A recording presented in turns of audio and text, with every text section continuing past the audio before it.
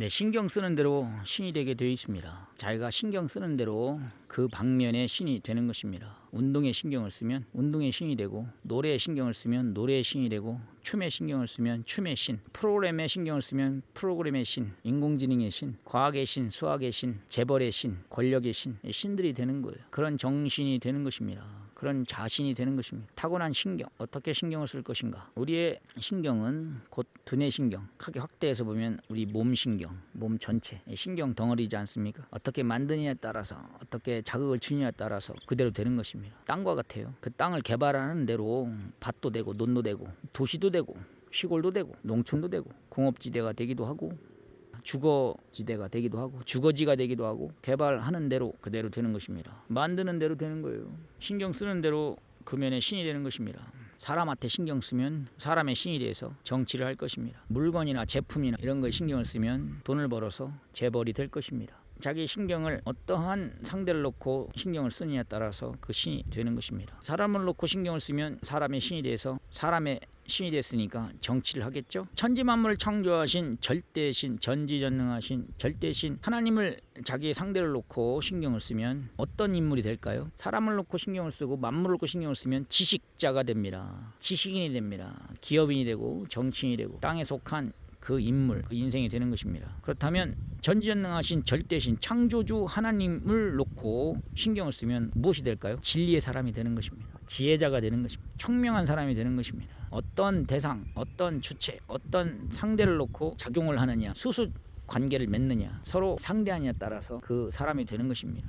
상품이나 물건이나 제품을 놓고 신경을 쓰면 장사꾼이 되는 거예요. 사람을 놓고 신경을 쓰면 정치꾼이 되는 것입니다. 자연 만물, 이런 모든 자연 현상을 놓고 신경을 쓰면 학자가 되겠죠. 박사가 되겠죠. 신을 놓고 신경을 쓰면 무엇이 될까요? 신을 놓고 신경을 쓰는 하루가 되기를 바랍니다. 신에 대해서 눈을 뜨기 바랍니다. 창조주 하나님, 신을 놓고 신경을 쓰는 하루가 되기를 기대해 봅니다. 신경을 어디다 쓸 것이냐. 신경을 쓴다. 우리가 신이 될 수가 있어요. 생각의 신이 될 수가 있습니다. 신경을 잘 써야 됩니다. 신경은 신이 통하는 경로입니다. 우리가 행할 때에는 그 행위, 몸을 통해서, 발과 손을 통해서 자연 만물의 법칙, 자연의 근본의 기술, 이 세계가 나갑니다. 행하면 자전 공전이 그 행위를 통해서, 몸의 행위를 통해서 흘러갑니다.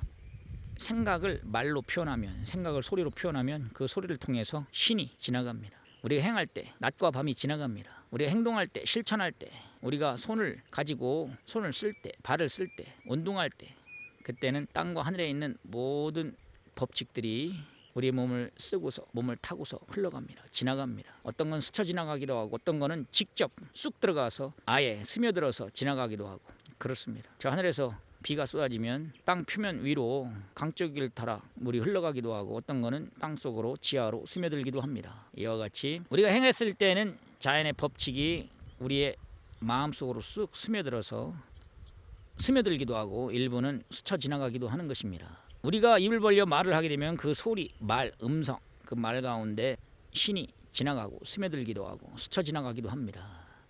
영감이 스치는 거예요. 지혜가 스며듭니다. 우리 마음속에 소리를 내보십시오. 말을 해보십시오. 그러면 소리, 그 말 가운데 하늘에 속한 신령한 이런 것들이 우리 생각으로 스며들고, 생각으로 스쳐 지나가고, 우리 뇌를 스쳐 지나가고, 우리의 인식에 흘러가기도 하고, 이런 것들을 꼭 체험해 보기 바랍니다. 그래서 말을 수시로 늘 사용해야 돼요. 혀를 놀리지 마라. 손과 입을 놀리지 마라. 물론 사람들 향하여 잘못 손을 놀리고 그래서 손찌검을 하면 나중에 경찰서에 불려갑니다. 혀를 잘못 놀리고 입을 잘못 놀리면 그로 인해서 큰 실수를 범하고, 씻을 수 없는 실수를 범하고 결국 인간관계가 끊어집니다. 혼자 살아야 돼요.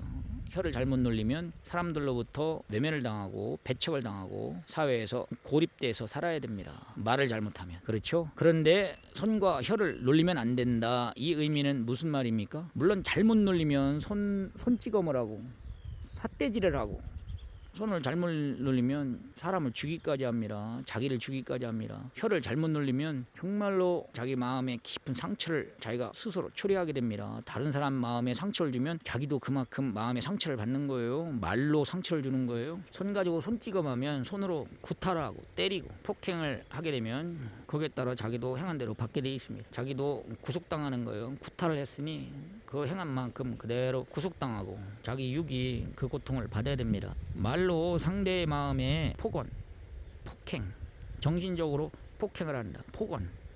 말을 잘못하게 되면 혀를 잘못 눌려서 그러면 자기도 그 마음에 그만큼 피멍이 들고 자기도 그만큼 마음의 가책을 받아야 됩니다.